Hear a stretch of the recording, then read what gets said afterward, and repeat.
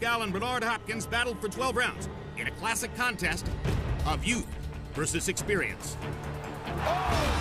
The young man knocked the older man down not once, but twice to take an early lead on the scorecards. But the older man showed he was far from finished with a late and powerful onslaught.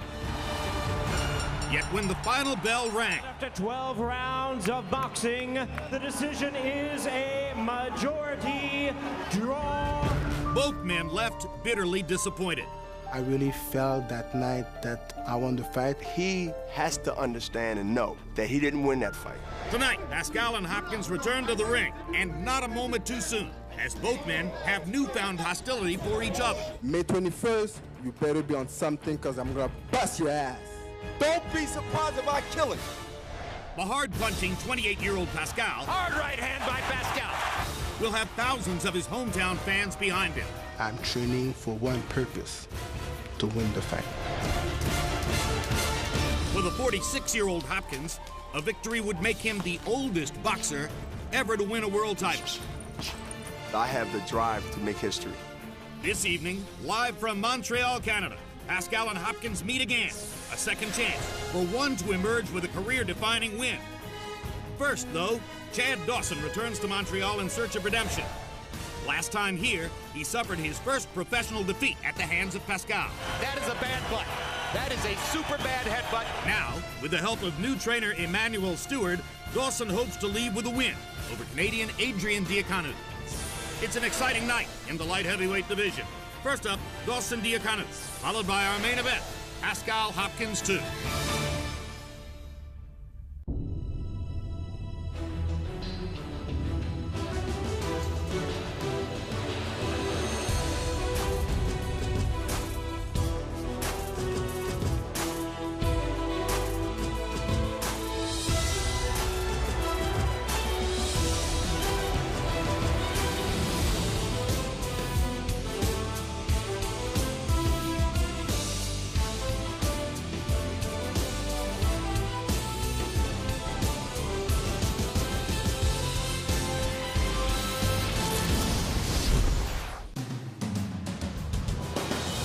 Look at the outside of the Bell Center in Montreal, home of the Montreal Canadiens.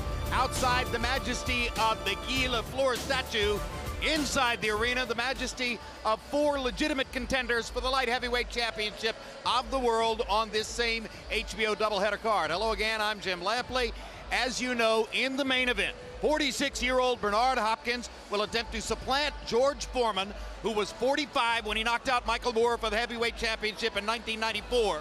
To become the oldest man ever to win a major divisional championship in boxing. But to do that, he must beat John Pascal, something he came ever so close to doing in December, not far from here in Quebec City, something he firmly believes he is going to get done tonight. And prior to that, we'll see Chad Dawson, the man from whom Pascal lifted the light heavyweight championship here last August in his first return to the ring against another Montreal fighter, former Romanian amateur star Adrian Diaconu. And the new wrinkle for Dawson is a brand new trainer.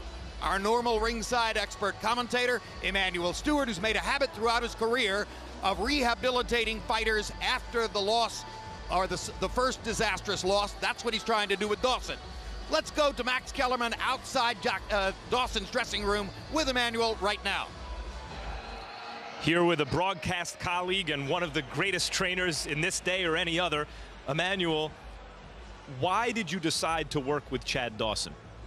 I always thought that Chad Dawson had a lot of talent that he wasn't using. And instead of complaining, I decided when I had the opportunity to work with him, I said, I want to try to work with him and see if I can bring out some of the talent that I believed he had.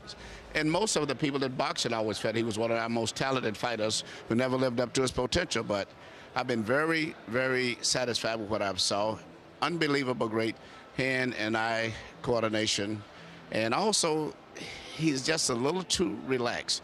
And what I've did with him is try to get him to be a little bit more intense, to utilize his height a little bit more, and to use his jab a lot more than he has in the past. Do you think his hearing your commentary and criticism of his performance against Pascal on HBO when he lost that fight led to him wanting you to train him?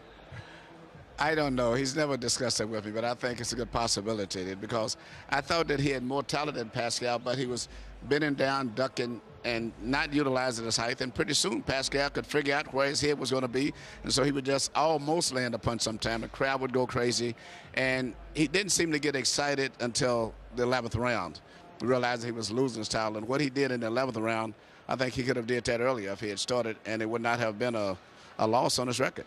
My favorite quote from you leading up to this fight, you said you're concussion crazy and you want knockouts. Dawson is built like one of those old-time Kronk fighters that you used to train, Tommy Hearns or Milton McCrory. Are we to expect a knockout tonight, do you think? I think you should expect a knockout tonight. He's been watching a lot of Tommy Hearns tapes. Well, we look forward to it, Emmanuel. Great talking to you. Jim? If you followed the sport, you know that Emmanuel Stewart is an offensive fighter's trainer. That's what Chad Dawson's people are looking for. Better offense tonight. Now let's quickly go to Michael Buffer in the ring to get the evening started after we look at the tail of the tape for Dawson against Diaconu. And you'll see the age advantage of 4 years for Dawson. Big height advantage. He's nearly 6 feet 2 inches tall, and Diaconu is only 5 feet 9. Arm length advantage of 2.5 inches measured from the armpit to the end of the fist. Dawson weighed in 18 ounces under the 175-pound limit. Diaconu 12 ounces under. Tonight they will enter virtually equal at 187 and 186. And now let's go to Michael Buffer to get the evening started. Ladies and gentlemen, mesdames et messieurs, merci. Your attention please at this time. Just a few days ago, a favorite to the world of boxing passed away. Bill Gallo was a legendary journalist, and his editorial artwork was without equal. His body of work went from Joe Louis and Joe DiMaggio to Mickey Mantle and Muhammad Ali to Derek Jeter and Mike Tyson. He is without equal in his field. At this time, we would like to honor him and his memory with the memorial toll of 10 bells. Please remain silent, ladies and gentlemen.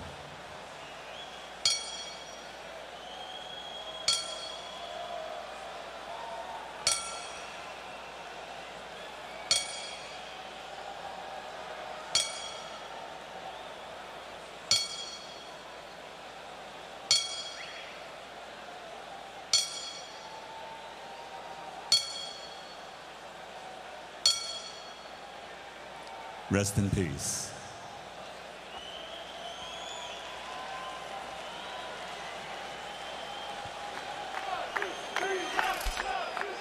Was an amateur star for Romania, twice a medalist in the World Championships. He fought at the Olympics in Sydney in 2000, and then, with his countryman Lucien Boutet, left Sydney, came directly here to Montreal, and never again repatriated in Romania. There was a moment 2.5 years ago when he acquired a light heavyweight championship, and then he defended it against another Montreal fighter, Jean Pascal. And what happened in that fight, an all-action fight, is what first gave Pascal a light heavyweight championship belt match. Pascal was coming up from super middleweight, where he lost one fight to the very good Carl Frosch. People were watching this fight with a lot of anticipation. What would Pascal be at light heavy? And these two turned in a really sensational back-and-forth slugfest, won narrowly by Pascal. Months later, they fought again here in Montreal, and is so frequently the case when one fighter wins a spirited battle by decision the first time around. The second fight, slightly less acted, same result. Yeah, it was still dramatic and entertaining, but Pascal won by a much wider margin. Et maintenant, mesdames et messieurs, se présente sur le ring, Adrian, the Shark Diaconu.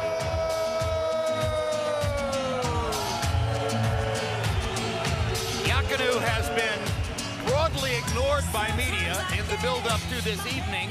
All three other fighters on the card, very distinctive stories coming into the night. He comes in somewhat under the radar, particularly for American boxing fans. Nicknamed the Shark, he is a straight-ahead fighter, a worker bee, and the thing for Dawson is not to allow Diaconu to get into a pattern of coming forward and penetrating his defense. Sure, he's a smaller fighter. He has to get inside on Dawson if he wants to win. But Diaconu's not without talent. He does have some speed, some power, some natural ability, as you mentioned. It's the distinguished amateur career.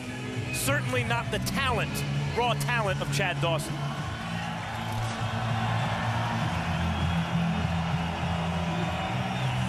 He got back into the winning column against veteran Omar Shika several months ago, and feels as though he's very well prepared for Dawson tonight. Dawson was 29-0 prior to coming here as a favorite against Jean Pascal last August. And in that fight, Dawson, who seemed distracted prior to the fight, got off to a slow start. Pascal jumped him in the early rounds and built a lead that he did not surrender. Not to take credit away from Pascal, whose style certainly bothered Dawson, but it also did indeed seem that that was not the best Chad Dawson we've seen. It was widely reported that personal distractions distracted him in the lead-up. And while Dawson was coming on in the late rounds, a clash of heads caused the cut. Pascal was ahead on the scorecards. He became light heavyweight champion of the world. And making his entrance to the ring, back, Chad Dawson. Dawson fought his best fight back in 2007, Max, when he easily defeated Thomas Adamek head up in Kissimmee, Florida. Though at the time, we didn't know how good a win that was, because we knew Adamek was good, just not this good as he moved up to cruiserweight and then heavyweight and had so much success. Dawson won the whole fight except for the moments he was on the canvas late, but he got up, finished the fight, won a lopsided decision, and you're right, Jim, so far to date, his most impressive performance.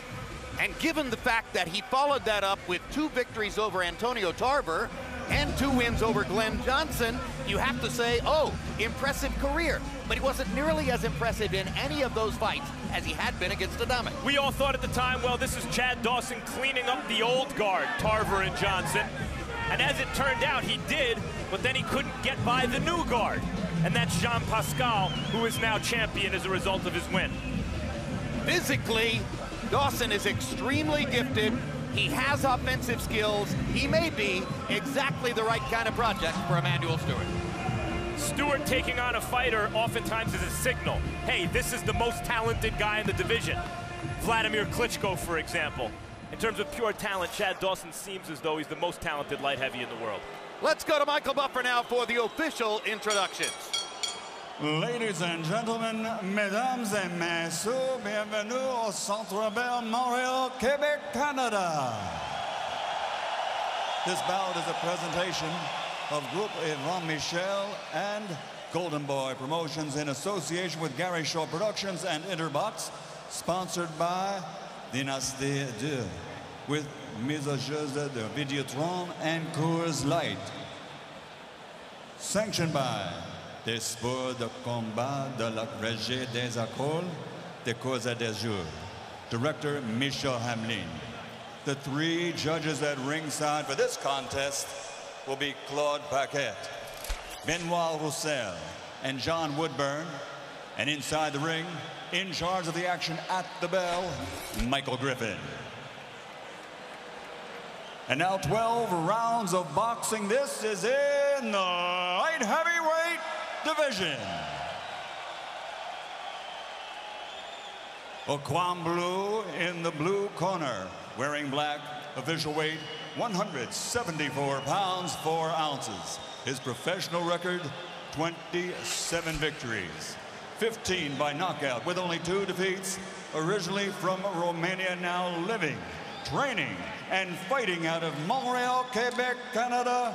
The WBC #5 ranked contender in the world, former WBC interim light heavyweight world champion, Adrian, the short, Diaconu.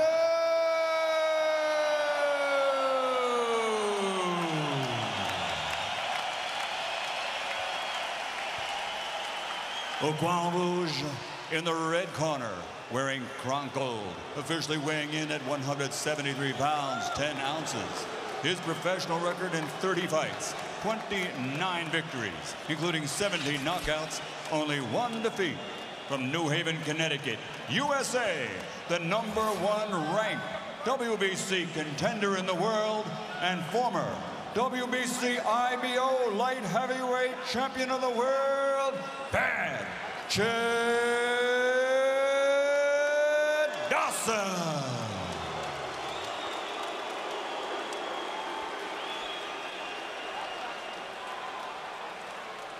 We'll let him clear the ring for a second.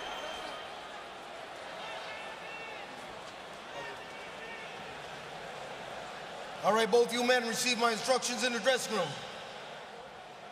Obey my commands, protect yourselves always, men. I want you to touch gloves now, you're boxing at the bell. God bless both of you. Everyone in the fight game knows Chad Dawson's real good. We're here tonight to find out if Emanuel Stewart can make him truly bad Chad Dawson. Can he be bad? Can he punch with bad intentions, score a knockout maybe even? 3/4, man. Bell, man. Hawks. Let's see if Dawson gets off to a faster start than was the case August 14, 2010 in this ring against Pascal.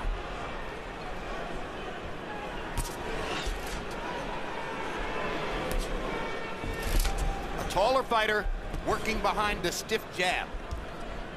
That's an Emanuel Stewart staple. In Dawson's case, yet another of the many stars in the sport for whom the lead hand is actually the stronger hand. He is naturally right-handed, went into the gym and began fighting as a southpaw, has stayed that way ever since. See Oscar De La Hoya, see Miguel Cotto, see any number of other stars in recent years, going back to Michael Moore, the first southpaw ever to win the heavyweight championship. The difference in their height was startling during the stare down, although Diaconu, maybe it was exaggerated because Diaconu was looking down.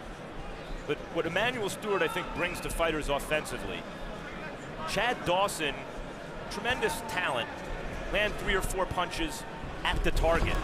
Emanuel Stewart teaches fighters to punch through the target, like a follow-through for a pitcher in baseball. And that's how these long, lanky fighters he gets are able to score these devastating knockouts a la Tommy Hearns. There maybe we see an example of Dawson punching through a target, or trying to at least. Another thing Emanuel does with fighters is to spend a lot of time in training talking about the history of boxing, talking about veteran fighters of the past and what they've done. In Dawson's case, he's had him looking at a lot of films of Tommy Hearns, hoping that Dawson can learn to put more power on his left hand. Step back, no punches, step back. Dawson says that's a matter of getting his shoulder into it, and that he has seen the way Hearns did it. But of course, Hearns' natural power was in his right hand. That makes a big difference. In Dawson's case, his power hand is not by nature his stronger hand. Which may actually be the correct strategy. Maybe that's why more and more fighters are using their lead hand, their power hand, as their lead hand.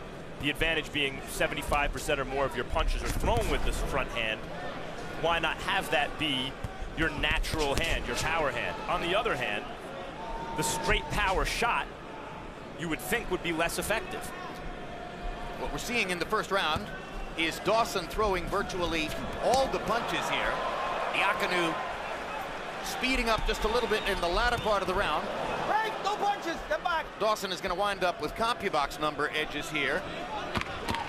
And certainly he's gotten off to a more self-contained, more assertive start than was the case against Pascal. Hanman.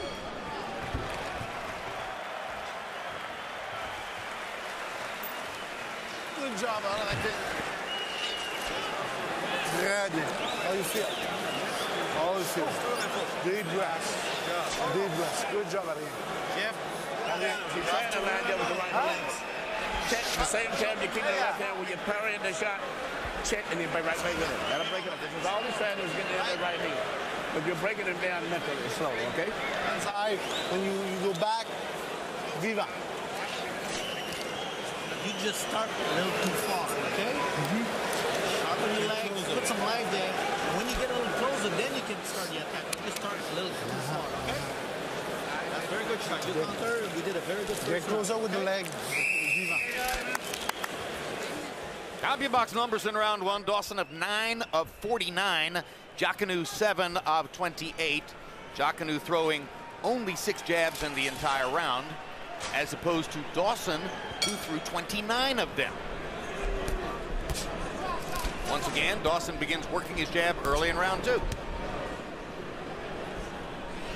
Stands to reason, if Dawson's going to throw something close to 30 jabs per round, then Diaconu isn't going to try to go with him. Diaconu's going to have to land some power shots. Most particularly, he's probably going to have to try to get to Dawson's body. You would think, although Diaconu told us in the fighter meetings, or his trainer at least hinted, that their strategy against Dawson is to feint, draw a counter from Dawson, and then counter the counter, which is not conventional thinking with a shorter fighter, as you mentioned, has to get inside and work the body, you would think. Particularly a shorter and slower fighter. That sounds like something that works if you have a speed advantage. Right.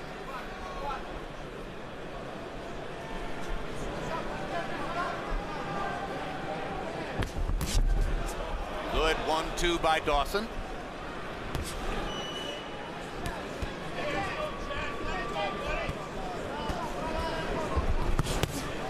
There's some intensity from Chad Dawson. He looks so laconic and relaxed in there that you can question in your own mind whether he's really working. But he has such athletic talent that he can smooth it. No two ways about it. So far, if the question is, will Emanuel Stewart make him punch more seriously, I think the answer is yes. You see the follow-through in the punches. You see Dawson. It's not that he's been so outstanding so far, but he's punching with bad intentions. There's always an adjustment process. When Emanuel Stewart first brought Mikel Cotto into the ring against Yuri Foreman last year at Yankee Stadium, you could almost feel Cotto working his way into fighting Emanuel's way round by round. Dawson, another 1-2.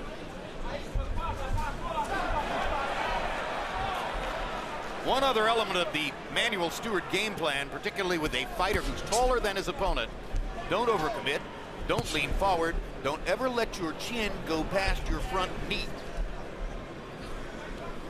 And if you wonder what's the danger of letting your chin go past your front knee, think Paul Williams against Sergio Martinez last November. Overcommit, lean too far forward on the left, and boom, your chin is hanging out there. Lennox Lewis against Oliver McCall a long time ago. Emanuel tries to clear that out of the game plan first.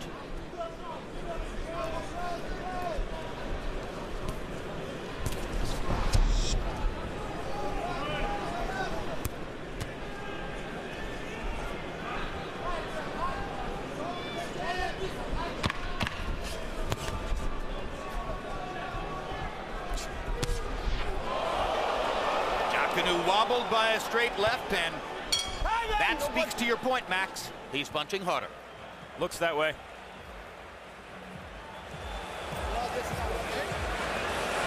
You're on. You're starting to touch it. You're slowly slowing down. Good round. You're on that one down, okay? All right. You got to think punch about maybe the most important punch for whatever reason.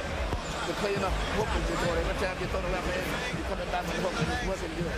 As he slows down, you're going to start hitting more and more, but you're starting to find him with the left hand slowly now. Okay. So I got you one up. Sure. We talk about waiting a little bit. You need a little bit more activity right now, okay? The rhythm is perfect for him right now. That's not what we want. Okay. You know, when he finished tiring. Here's that left hand from Dawson that we commented on at the time. You can see Diaconu blocked it with his glove, but the point is Dawson's throwing it with so much force, it knocked Diaconu's left hand into his own face and then knocked Diaconu backwards. CompuBox numbers in round 2 very similar to those in round 1. More one-sided. Dawson 21 out of 52. Diaconu only 3 of 29.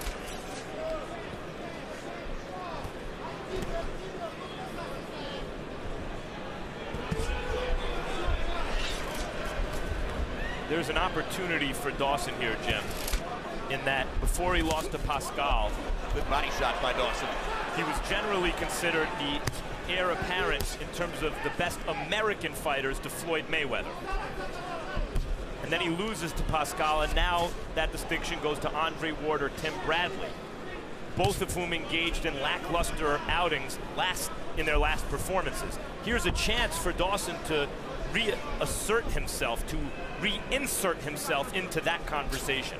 Best American fighter not named Floyd Mayweather.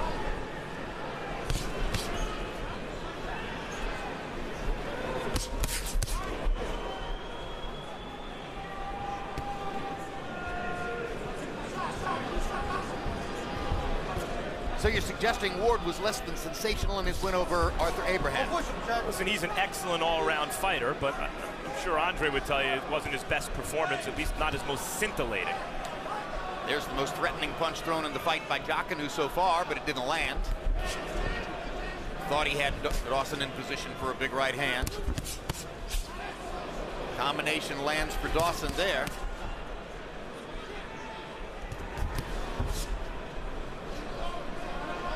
I find myself impressed with what I've seen of Dawson in 2.5 rounds so far, Max.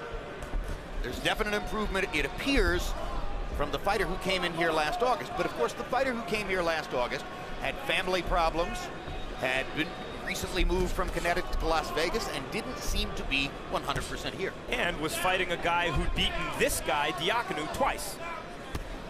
He's fighting a better fighter. Now he has not only a new trainer, but a new manager as well.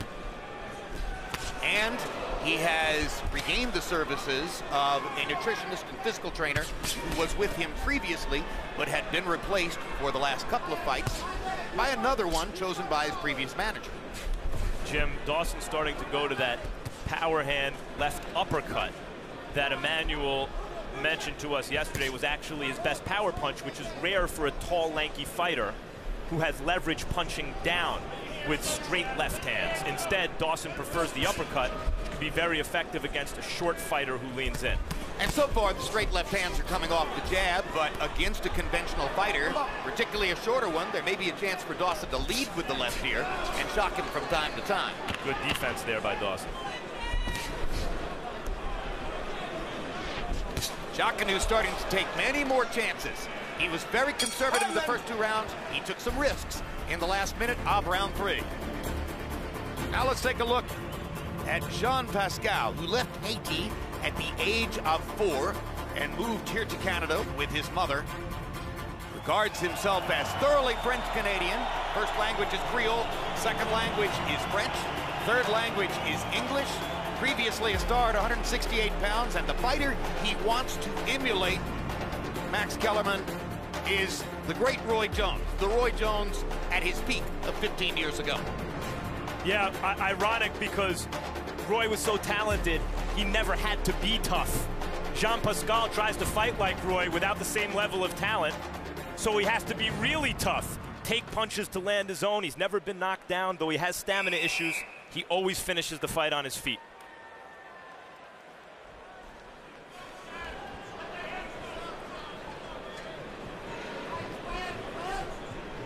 Chad Dawson, through the first 3 rounds, is throwing an average of more than 30 jabs per round.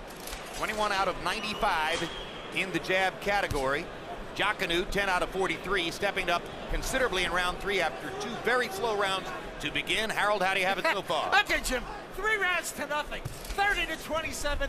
Bad Chad Dawson. Jim, I got to tell you, Chad Dawson got a nice right jab. You know, Emmanuel Stewart's got him standing straight up. I mean, I said to myself, I'm watching a totem pole, you know? The guy is really straight up. Emmanuel figured out that he's a very, very tall light heavyweight, and he wants him to fight tall, and he's doing that by standing straight up. And he takes that to his advantage. He's using that right jab beautifully. Outworked Diaconu in the first and the second round. In the third round, he went to that up jab, and he's killing him with the up jab. I mean, he's got a nice snap to that up jab. 3-0, Chad Dawson.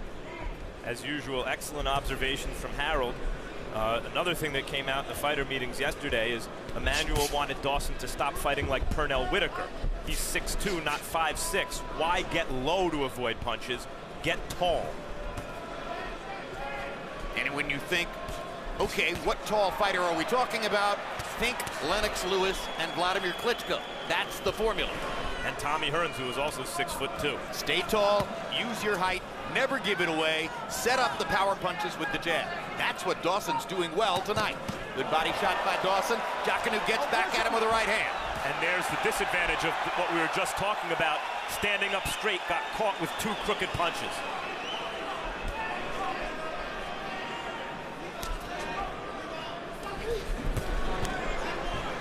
Because of the significant height disadvantage, even when Diaconu lands, he's punching up. And that means less leverage, and over the course of the fight, probably less power than he'd like to get.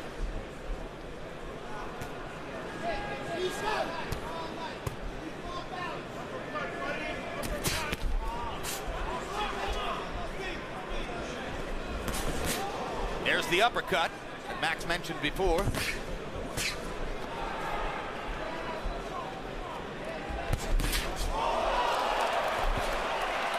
Crowd oohs and ahs as Diaconu got in another right hand. It was clean like the 2 earlier in the round. In the middle of a Dawson combination. Diaconu starting to lead with the right hand occasionally. Working his jab much more than before. Best round of the fight by far for Adrian Diaconu.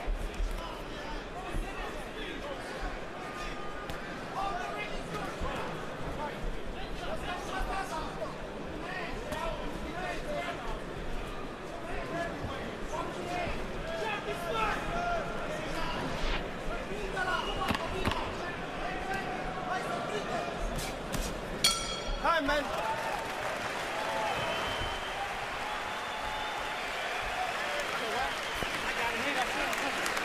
But he won that round, though. I know. He won that round. Okay. Never take you guys to do 2 things. If you want to go inside, go all the way inside. Just walk him down, then, okay? So you can see his punches. You know, you can fight him outside, but don't fight him halfway. Just if you want to, just walk him down. Right? And just beat him inside if you want. You know that, or either get back at low, but don't be at a halfway distance. So just get him in one way or the other, okay? You want to just walk him down with short shots. You can do that. You can see his punches. There are always trade-offs, Jim. You get a little more offensive. You're going to be open a little more. 1-2 land cleanly for Diaconu on Dawson. And here again, Dawson looking to do damage rather than to get away. And the trade-off is you throw harder. When you connect harder, but you can be hit cleanly. CompuBox numbers through round 4. Dawson 71 out of 192. Diaconu 27 out of 156. Even in his most active round, in which he opened up and threw 54 punches, Diaconu only landed 7. Dawson was landing 21. Beating Diaconu to the punch with his much longer, better jab.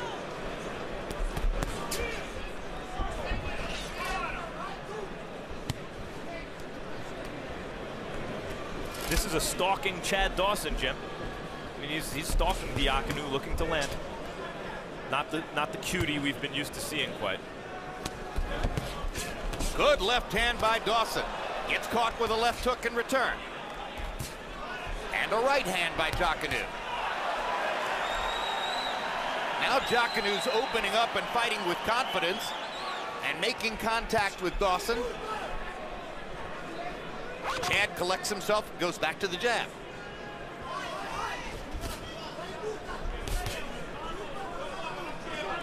Good defense there by Dawson, getting his hands up, blocking Diaconu's right hand shot. And thus far not shying away from the fight when Diaconu brings it to him.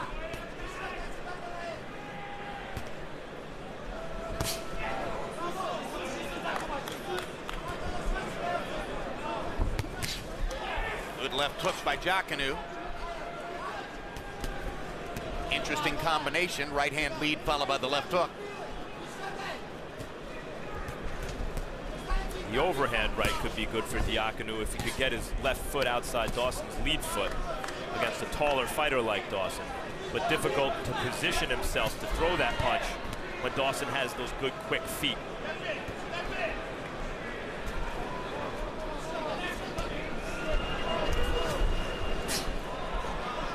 Sometimes in the past, working with different trainers, Dawson has been lazy about getting his front foot outside of the feet of conventional opponents, and that sometimes prevents him from maximum offense. Mentioned that Emmanuel Stewart is the 8th different trainer with whom Dawson has worked. Eddie Mustafa Muhammad had him for several fights, including the fight last August against Pascal. Floyd Mayweather Sr. was training him at the time when he beat Tomas Adamek in 2007. trainer named John Scully did some good work with him early in his career. Last guy I remember having as many as 8 trainers was Johnny Tapia. That was for different reasons.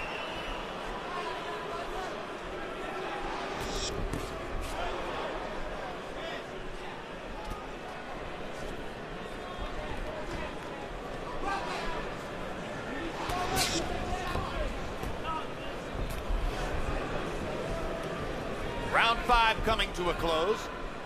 Coming up later in the main event, 46-year-old Bernard Hopkins tries to supplant George Foreman to become the oldest man ever to win a major division championship, a legitimate championship in boxing. Good right hook by Dawson to punctuate round 5. Earlier, our Max Kellerman went to Hopkins' dressing room to talk to them.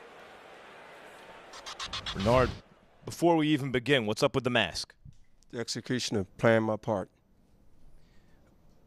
The first fight, most think you won. You didn't get the decision. How do you get out of here with a win tonight? Be me, be Bernard, and go through there and do what I have to do. I come here on a mission. I come here to get in and get out. And so that's what I'm coming in here to do, take care of business and start from 13th round. You're already one of the greatest old American athletes in history, right there with Archie Moore and George Foreman among boxers. But we've seen things recently that we're not used to seeing from you. You're knocked down against Pascal twice. You didn't make weight yesterday when you first got on the scales. What happened? I didn't use the bathroom before I had the HBO meeting. 4 ounces. I mean, you can spit 4 ounces. But it's never happened to you before. Things have. I don't know. I don't know. I know a lot of people would rather weigh 4 ounces than 14 pounds heavier. Is there any way that you see this fight going differently than the first fight? I don't think I know. I'm going to be me. Whatever comes after that is just bring the best out of me. So I don't really can't anticipate what the other guy's going to do. I just hope it'll be a good fight. And that you need 2 people to dance. And you need 2 people to have a good fight. It can be a boring fight if one guy want to fight and one guy want to run. So I'm going to do my part. And I'm here to be the executioner. And that's what I got to do. Thanks, champ. Now we return to the action in the ring. Round 6 of Schedule 12.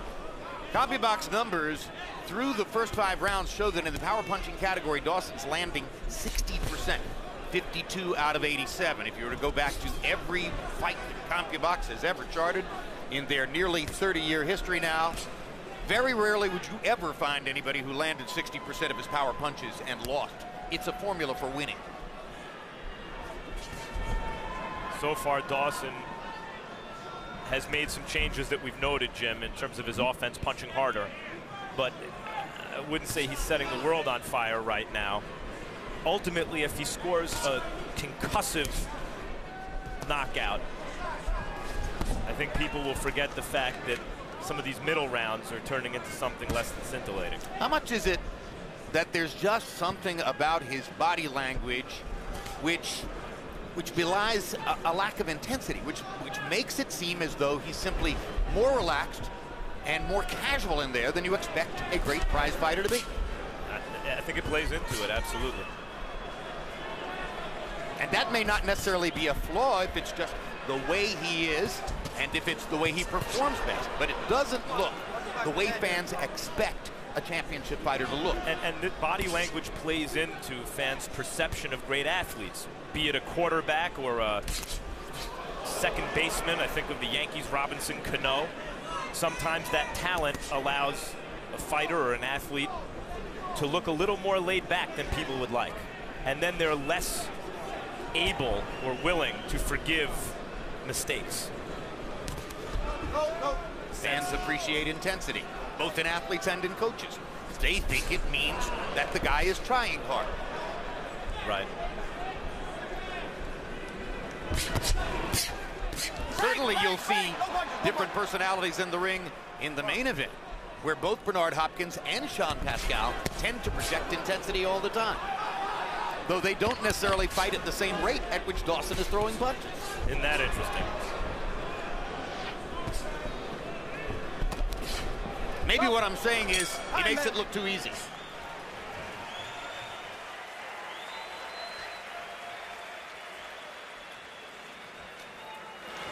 You got to You feel? You good? This is your leg. You got your legs? That's something. He's out of it. You feel your legs?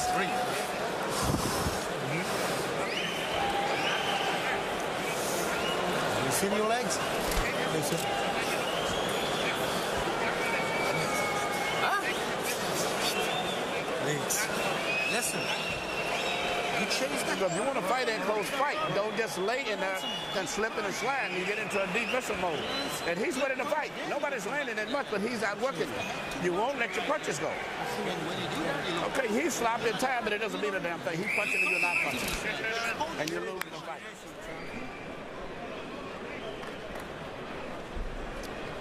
Well, given that, I believe Harold Letterman has probably given 5 of the first 6 rounds to Chad Dawson. I wonder if Dawson believes what Emanuel Stewart just told him. Stewart made clear before this fight that he was going to tell Dawson what he thought the score was after every single round. He didn't say he was going to fib about it to try to get him to perform harder.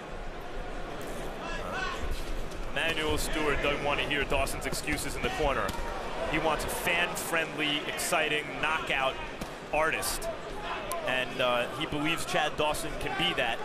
And it seems that Dawson's redoubled his efforts here after the tongue lashing in the corner. Harold, let's bring you in. Emanuel Stewart told Dawson he's losing the fight. What do you think? No way. 59-55. 5 rounds to 1, bad Chad Dawson. And I tell you, bad Chad Dawson's outworking this guy. No doubt about it. Jim, you know, it's funny. You got to do what you got to do to psych your fighter. If Emanuel wants to lie to him, if that's the way he's going to get him to punch more, well, that's what he's got to do. But be as it may, Chad Dawson using that right jab to pile up points, good defense. You know, it's funny. Both guys are slipping an awful lot. I mean, it's very interesting. Emanuel pointed it out to Dawson. You know, in between rounds 5 and 6, it's the honest to God's truth. They are slipping a lot, and Dawson's not getting good leverage, you know, so maybe that's what's hurting him as far as his power punching is going. But be as it may, he's doing all the work. 5 rounds to 1, Chad Dawson. Interesting how much they're slipping. The canvas is dry, but there's paint all over it. And sometimes the advertising paint can be slicker than the normal surface of the canvas. I think that's why in modern boxing you see fewer great exchanges right in the middle of the ring maybe than you would otherwise. Guys slip on the signs. Dawson, watching him throw the right hook, Jim, though it's a stronger hand, he seems to still need to get that right elbow up a little higher because it winds up slapping when it lands, because the right elbow seems a bit low to me at times. Good right hand by Diaconu. Again, Diaconu splits Dawson's guard, and that brings the crowd alive. A couple of body shots in there by Diaconu. The Shark trying to make his presence felt.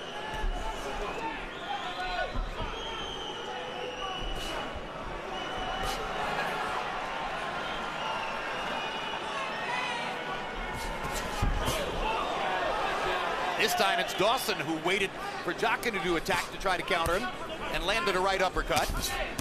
But now Diaconu is stepping up his work rate and beginning to get Dawson to back up. Look, Diaconu's no cupcake. The only losses he's ever had in his career is to the same guy who handed Chad Dawson his only loss, Jean Pascal. Otherwise, he's beaten everyone he's faced. And as we pointed out, a stellar amateur background, which is a hidden factor in true professional excellence. Max, let's take a look at the light heavyweight division. Prominent fighters. Well, there's the champ, Jean Pascal. Tavares Cloud's got a belt. Exciting, aggressive American fighter. Had a great fight with Glenn Johnson on our air last year. Brahmer was a talented amateur, getting a little long in the tooth. Legal problems have kept him inactive. Shumanov's just a fun, fan-friendly TV-type fighter. Those are the belt holders. There's Bernard Hopkins trying to make history tonight. Bad Chad Dawson, still considered the most talented guy in the division, and the lineal champion, the guy with a claim to beating the man who beat the man who beat the man, going back to Darius Miklashevsky, is Zolt Erdai, the little-known Zolt Erdai, little known in this country anyway.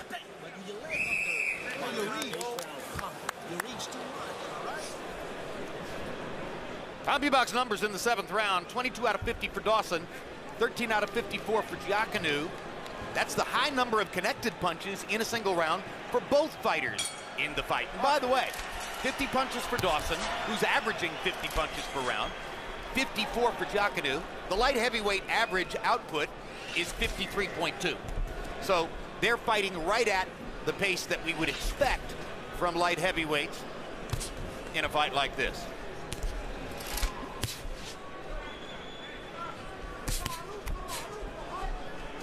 There's redness outside of both Diaconu's eyes, but he's not swelling yet.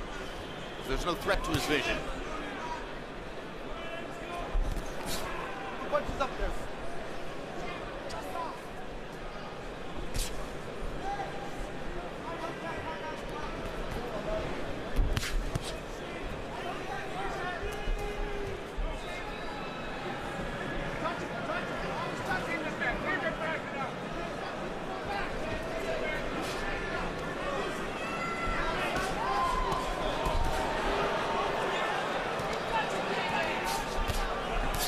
Chad Dawson going back to what he's always done, falling back to that, which was highly effective.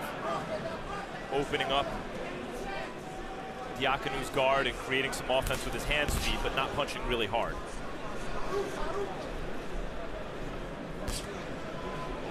Dawson, originally from Hartsville, South Carolina, moved as a child to Hartford, Connecticut.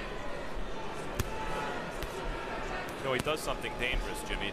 He's done it several times, most noticeably 10 or 15 seconds ago. At times, Dawson drops both hands and pulls straight back from punches, leaving his chin exposed. Diaconu jumps in with a hook there. He could knock Dawson down.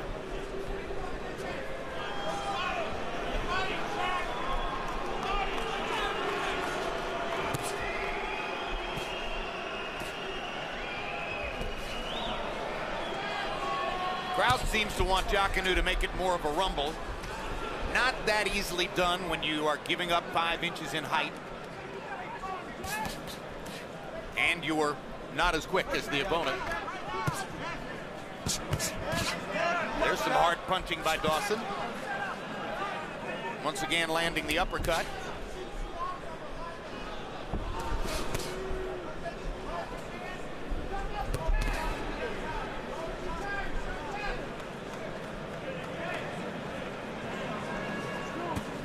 Dawson needs to make something happen here. Last 3 or 4 rounds, the fight's got a bit monotonous. Not a bad fight, but lacking some of the drama that it looked like we may have in the early rounds. Well, in the early rounds, we saw the changes he's attempting and the transformation that Emanuel Steward is looking for. For the last few rounds, he's looked like the same Chad Dawson who seemed to drift through several fights after his Adamek fight. I'm not sure, okay? If you missed it, catch a replay of Real Sports. Check out the story of how the Red Sox and Yankees are teaming up to raise money for the daughter of Red Sox coach who lost her leg in an accident. June 11, tune into the next HBO Sports documentary, McEnroe Borg, Fire and Ice. A compelling look back at the historic rivalry between 2 of the biggest stars in tennis history. Touch him, bang, bang, bang. Touch him. And you can relax. It takes the pressure off of yourself. And just keep touching and probing with his hand until you catch something, and then go back to touching him again, okay? Keep him backing up. He's not going to catch you with anything when you're punching, because he's not that kind. He's going to get you when he runs in punching. Yeah. Okay, let's go. Let's get. Dawson turning down the water from Emanuel Steward as he leaves the corner. He was 22 out of 57 by CompuBox count in the 8th round, stepping up the activity just slightly. 12 out of 35 jabs.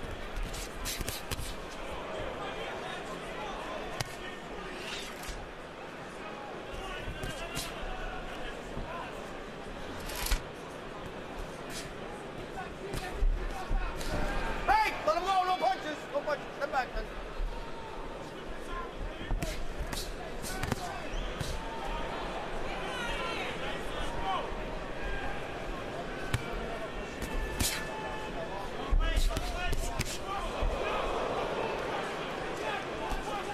Round 9 of a scheduled 12. Chad Dawson seemingly cruising to victory over Adrian Diaconu.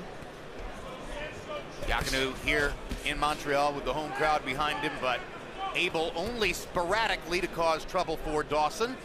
And a couple of rounds ago, you heard Emanuel Steward trying to convince his fighter that he was trailing in the fight. We've sent Max Kellerman to the corner to talk to Emanuel. Here he goes. Let him go, Chad. Let it go right away. Left hand. Emanuel, what do you see? Why did you tell Chad you thought he wasn't winning the fight? Because, you know, I'm still considering where we are. And you have to be safe. You can't go out and tell a guy you're winning the fight and it's a questionable mark. I don't know. And this is still in Montreal, which has a reputation of not letting their fighters lose, so to say, even if you knock them out sometimes, as we saw in Andrade.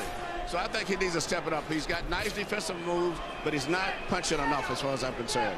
He seemed to be punching harder early, and then we hear you in the last round tell him, just touch him, touch him, touch him. Why? No, it's just to set them up, but keeping him busy watching putting the right hand out there, where he'll be so busy watching the right hand. He won't get a chance to get set. And while they're speaking, Diaconu catches Dawson with a right and a left, and momentarily shakes Chad Dawson. And now we've got a fight. And Emanuel Steward pointing out where we are, but at the moment that he was talking about that, it was Diaconu who most responded to the possibilities and landed those shots on Dawson. And Dawson took him well, Jim, and he's still firing back. A moment like that maybe is not the worst thing in the world for Chad Dawson's career, provided he survives it. Earlier than that in the round, while you were conducting the interview, Max, we saw a couple of textbook examples of Dawson trying to throw the left hand the way Tommy Hearns threw the right hand, trying to turn it over the top and get his shoulder into it for maximum power. Something he's been studying on film with Emanuel Steward. Good uppercut, good right hook by Dawson. Momentarily stops Diaconu's rally and has drawn blood from Diaconu's nose. That was a good comeback in the latter part of the round by Dawson. Okay, listen, I don't have to tell you what the situation is. This fight is up in there. What round is this coming up? We got Chad. We got to sweep these rounds. This boy's tired, but you're not punching enough. You're not punching enough. You're making all these moves, and after you had him hurt, you're going to pull this round out, but you backed off again. You got to fight and realize that this is it, man. You cannot mess around and go for no close decision. You know, this is what I'm saying. The guy is going to make one, the full one. Dawson's troubles started from him looking to be offensive, got clubbed behind the head. It's accumulation of three things. That's one, that's two. The jabs landed very solidly. And here's three. The right hand.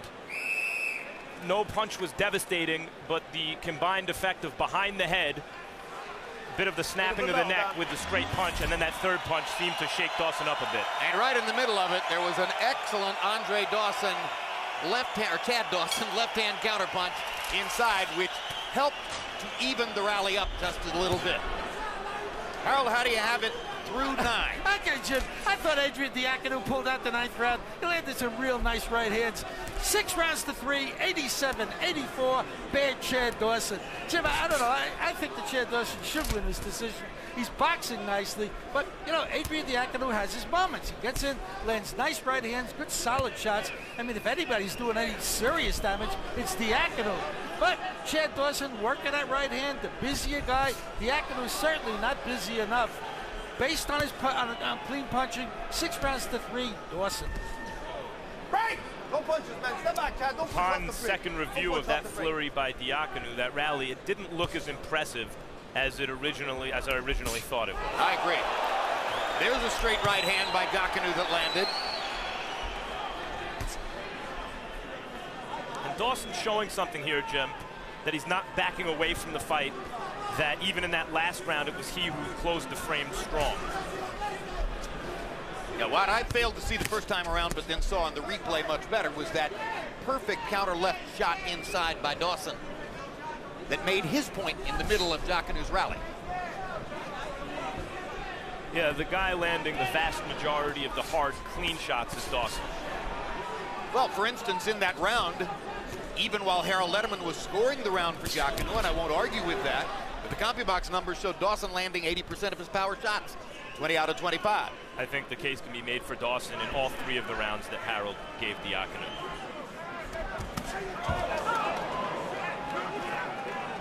Well, particularly if we were in Hartford. Right. Another good right hook. Diaconu keeping his guard up to stop the left. Dawson able to come right around it with the hook.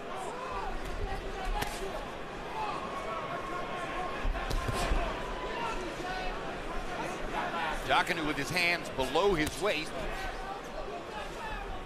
trying to get Dawson to throw so that he can try to counter something. Good left up and under, right on the chin by Dawson.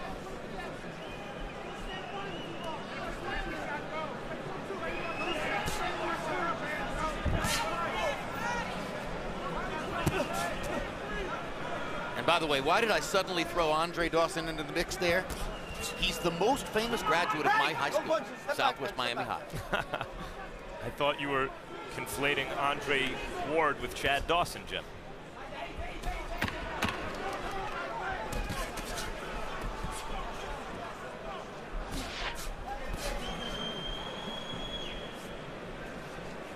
At the bell, man! Still to come tonight, our main event, in which Bernard Hopkins attempts to become the oldest man ever to win a legitimate championship at 46, surpassing George Foreman, who was 45 when he knocked out Michael Moore in 1994. Here's the obstacle. Jean Pascal, light heavyweight champion of the world, off his victory over Chad Dawson, August 14 of last year here in Montreal. An athletic fighter, a fighter who fights in spurts, explosions here and there, but a fighter who also has lapses defensively and can be hit, as Bernard Hopkins showed in the latter rounds of their fight in December. The right hand, he's not even there. You hear me? You got the jab, it's kind of then the right hand, but you can check it with the right hook. All right. You open up with this man, he can't hold you off because he's too damn tired. Pop it right into the chin. Bring your corner for the bell, Chad. We've had a conventional fighter against a southpaw. A lot of lunging by Diaconu in the fight, but we've not had a significant headbutt. That's lucky, frankly.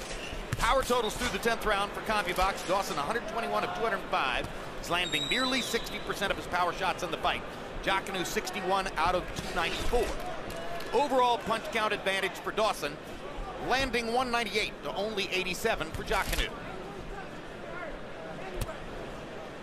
So it's been an evening of tiny fits and spurts here and there for Diaconu, and a pretty steady, although sometimes not terribly intense, onslaught by Chad Dawson. And it speaks to Dawson's level of talent and craft that he has a new trainer. Sometimes you have to take a step forward, backward to take 2 steps forward. And maybe Dawson's in the process of taking that first step forward again, you know, after reworking his style. And yet he's really dominating. One of the best light heavyweights in the world. Diaconu's not one of the 2 or 3, but certainly he's one of the 10 best. And you know, Dawson's having his way with him throughout most of this fight. Stop, stop, stop. That's not a knockdown. That is a push. No significant punch was landed. Break, break, stop, let him go. All right.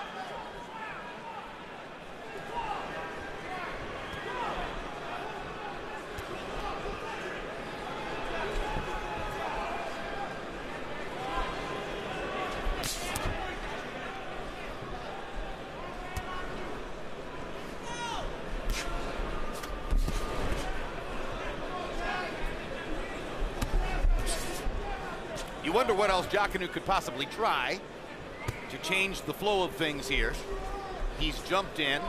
He's lunged with both lead lefts and lead rights. I think he has to get in and stay in. Emmanuel Stewart fighters, the long, lanky ones, from Tommy Hearns to Vladimir Klitschko. The book on them has always been very tough to get in with those hard power shots and the long reach and the height. But once inside, if you can stay in their chest, you can rough them up. The advantage that Diaconu has here is Chad Dawson doesn't hit like Tommy Hearns or Vladimir Klitschko. But he hits hard enough that Diaconu has not been willing at any time tonight to really pin his head onto Dawson's chest and try to work it. And maybe Dawson's inside game is a bit better than Hearns and Klitschko. He's quick with his hands inside, that's for sure. And he is comfortable getting low and fighting like a small fighter. And he does use the uppercut very freely, which some fighters won't do. Exactly. Push him, go push him. Go push him. We are live at the Bell Center in Montreal, where American Chad Dawson is in the 11th round of his fight against Adrian Diaconu of Montreal, originally from Romania. Dawson trying to bounce back from the first loss of his career last August here in Montreal to Jean Pascal. And you'll be seeing Pascal later in the main event against Bernard Hopkins. You let the missiles go. You got to land up. You don't let them go. I told you to bend it down low and all that stuff. I don't need to be low. Take a half a step back and let your punches go. What rounders are coming up? All right. Keep your composure. Hands in front of you and go for it. Yes. He's gonna move around you. You know that. All right. You know that he will move around you. Okay. He will try maybe a little bit, but you know he's playing safe right now. He will have to play safe a little bit. All right. We need a dramatic knockout right now. We need it. Nah. Okay. Come on. Tight. You move that head. You move that head. You're surprising.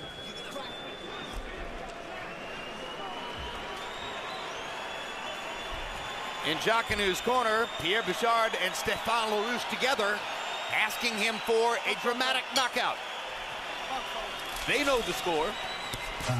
CompuBox numbers entering this, the final round. Dawson 209 out of 566. Diaconu 95 out of 513. Harold Letterman has Dawson comfortably ahead.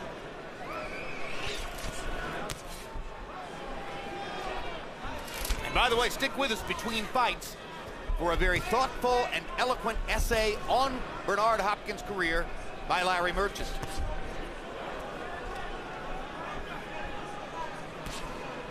One Philadelphia star talking about another.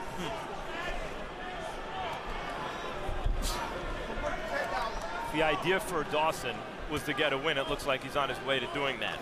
If the idea was to score a knockout or at least create some electricity, some excitement around Dawson, he's failed. Though I wouldn't say he hasn't taken a step forward in terms of being an offensive fighter, even if he's not maybe getting the results they want. But by winning the fight, he has set himself up for the opportunity to fight the winner of the main event. Both Pascal and Hopkins acknowledge that if they win tonight, the next opponent is Chad Dawson if he gets past Diaconu. And Hopkins versus Chad Dawson is a fight that Dawson has wanted for quite some time without being able to get it. Diaconu got in a shot. Crowd comes alive just a little bit again.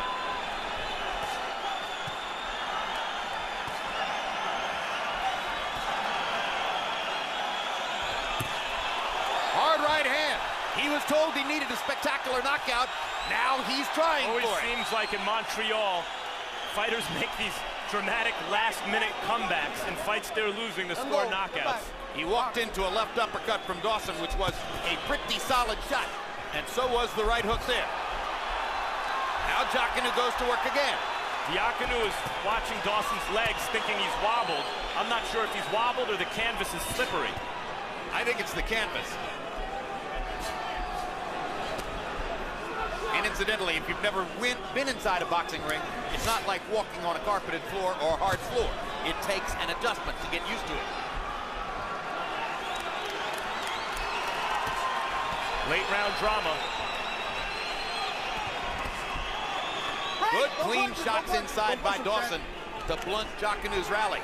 Every time Diaconu's made a rally and seemingly hurt Dawson in the fight, there's been 2 or 3 moments. Dawson comes back punching hard. Good uppercut by Dawson.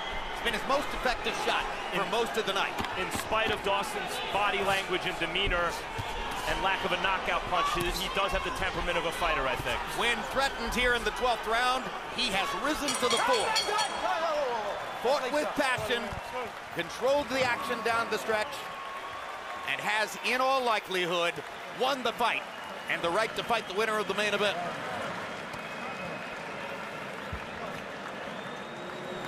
Good job.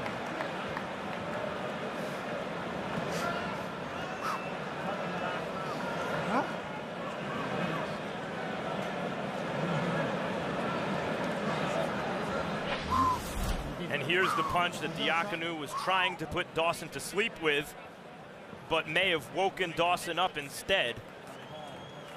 After this moment and a few following, Dawson started digging in and throwing big punches in return. Might have been the single best shot of the night for Diaconu.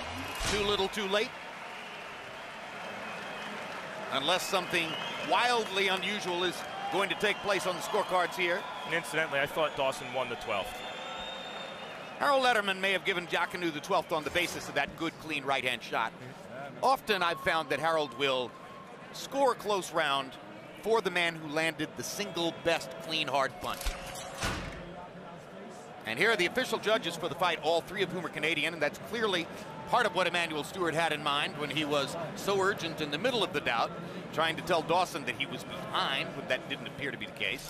Claude Paquette, Benoit Roussel, only 8 title fights. Paquette, as you saw, had a little bit more experience than that. And Jack Woodburn, 17 title fights.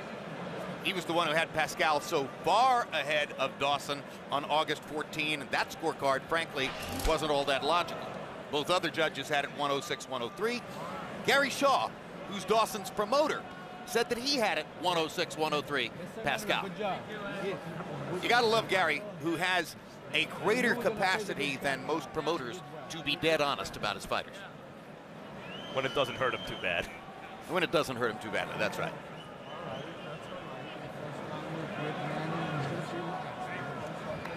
The laconic expression on the face of Chad Dawson, pretty much the same after the fight as before. And during? Unruffled, to say the least.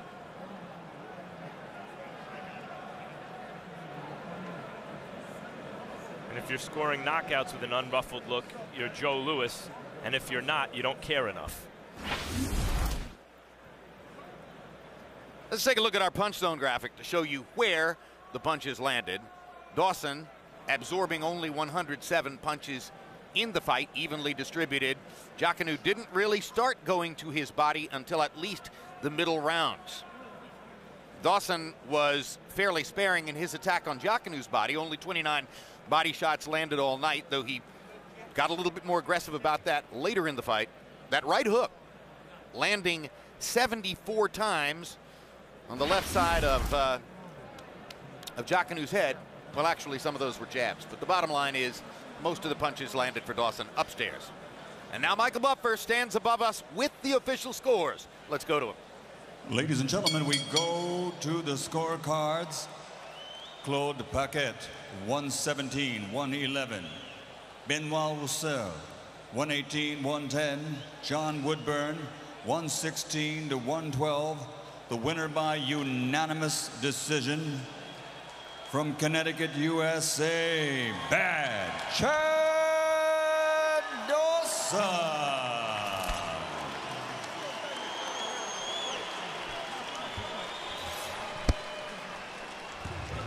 No giant surprises there. Unanimous decision win for Dawson.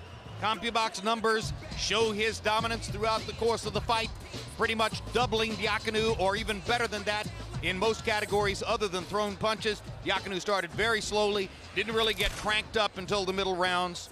Power shots, Diaconu ultimately wound up throwing more of them as Dawson was controlled in his output down the stretch. But when you land 59% of your power punches, as Chad Dawson did, barring some spectacular, unusual event, you are going to win the fight. We're at the Bell Center in beautiful Montreal, Canada, home to the Canadiens and to tonight's fight.